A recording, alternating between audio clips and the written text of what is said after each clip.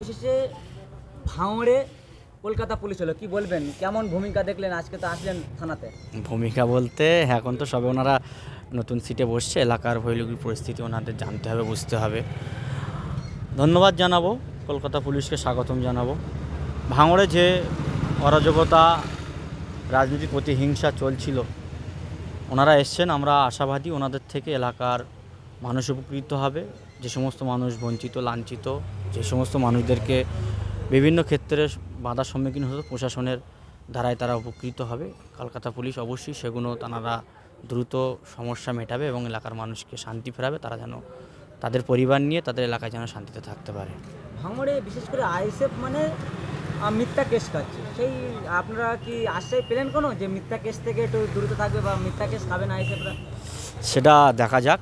Police প্রশাসন আছেন নিশ্চয়ই, কলকাতা পুলিশ, এনাদের পরিচয়টা অন্য আছে। এনারা কোনো রকম ভেবে যেন কোনো রাজনৈতিক দলের কথা শুনে কোনো ব্যক্তির নামে না যেন মিথ্যা কেস দেয় এবং মিথ্যা কেস না যেন সাজায়।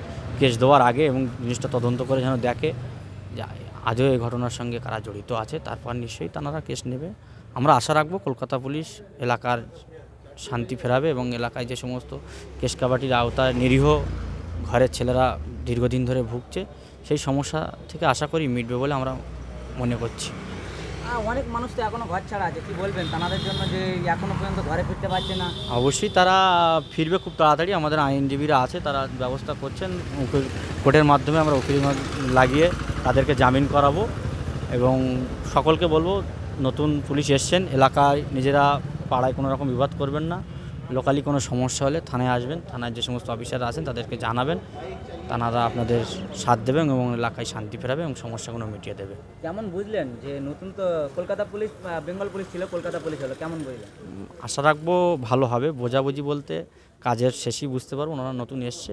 আস্তে আস্তে এলাকার রুটম্যাপ করুক, এলাকায় ঘুরুক, পরিদর্শন করুক এবং বিগত দিনের পুরাতন কেসের ফাইলগুলো ওনারা দেখুক, দেখে সেই সমস্ত কেসগুলো আদৌ কি ঘটনা ঘটেছিল কি না ঘটেছিল সেগুলো দেখব।